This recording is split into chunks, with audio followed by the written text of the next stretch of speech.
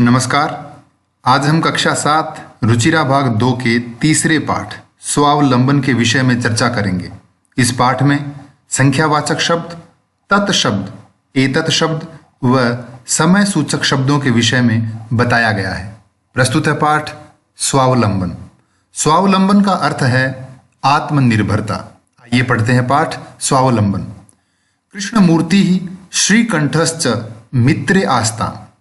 कृष्णमूर्ति ही यानी कृष्णमूर्ति, श्रीकंठश्च च यानी और, श्रीकंठ, कृष्णमूर्ति और श्रीकंठ मित्रे आस्ताम मित्र थे।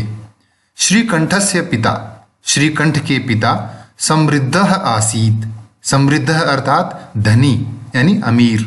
अतः तस्य भवने, अतः उसके भवन में यानी घर में सर्वविधानि सब प्रकार के सुख साधनानि आसन, सुख साधन थे, अर्थात सब तरह की सुख सुविधाएं उनके घर में थी।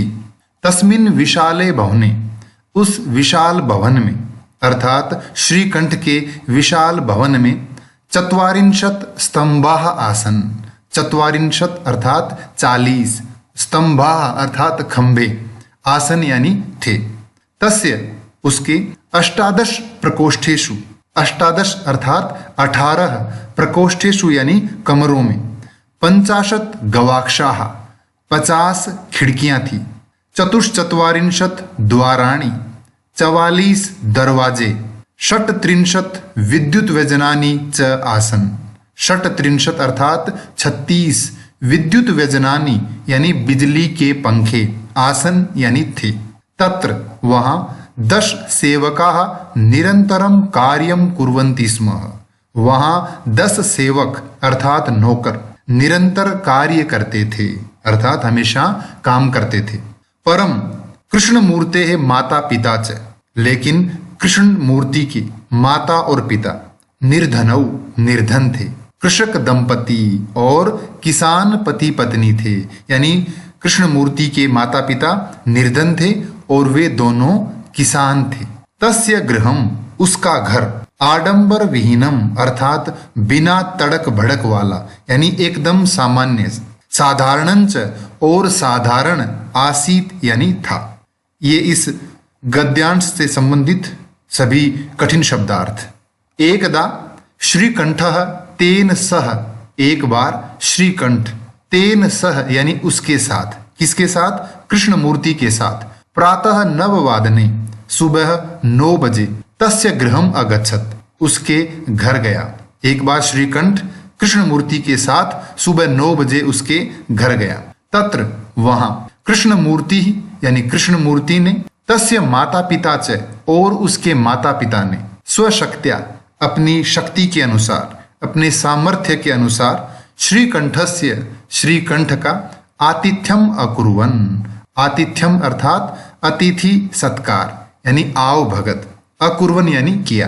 एतत् दृष्ट्वा, यह देखकर, श्रीकंठः अकथयत, श्रीकंठ ने कहा, मित्र, हे दोस्त, अहम भवताम सत्कारेण, मैं आपके, भवताम अर्थात आपके, सत्कारेण यानी सत्कार से, अतिथि सत्कार से, संतुष्टोस्मि, संतुष्टः प्लस अस्मि यानी संतुष्ट हूं, खुश हूं।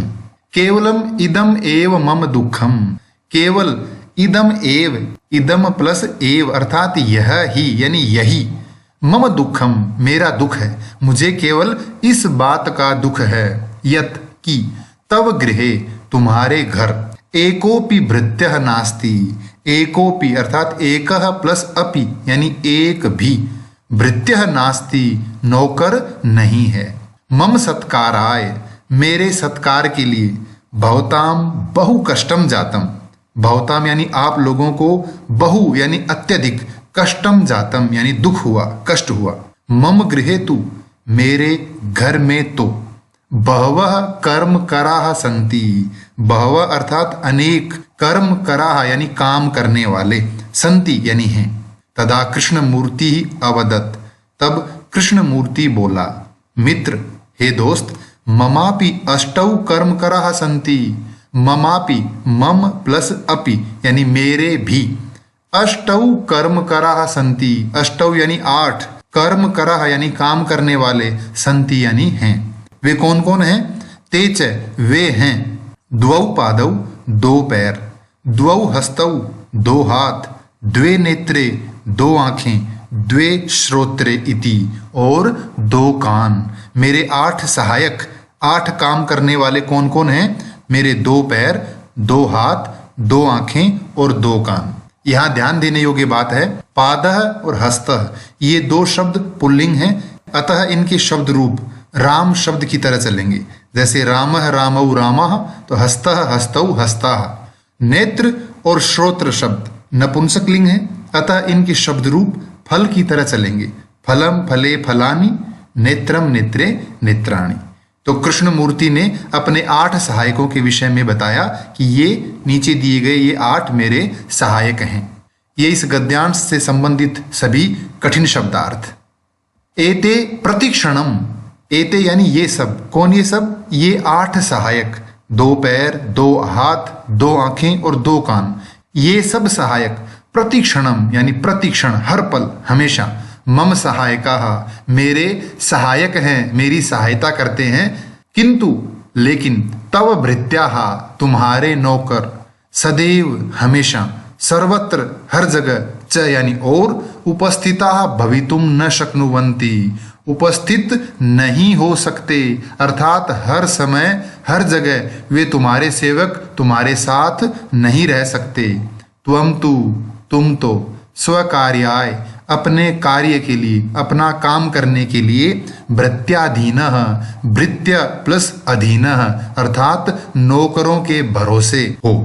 यदा यदा, जब जब, ते अनुपस्थिताः, वे अनुपस्थित होते हैं, अर्थात जब जब तुम्हारे नौकर तुम्हारे पास नहीं होते, तदा तदा, तब तब, त्वम तुम, कष्टम अनुभवसी, कष्ट यानी दुख अनुभव करते हो, परेशान होते हो।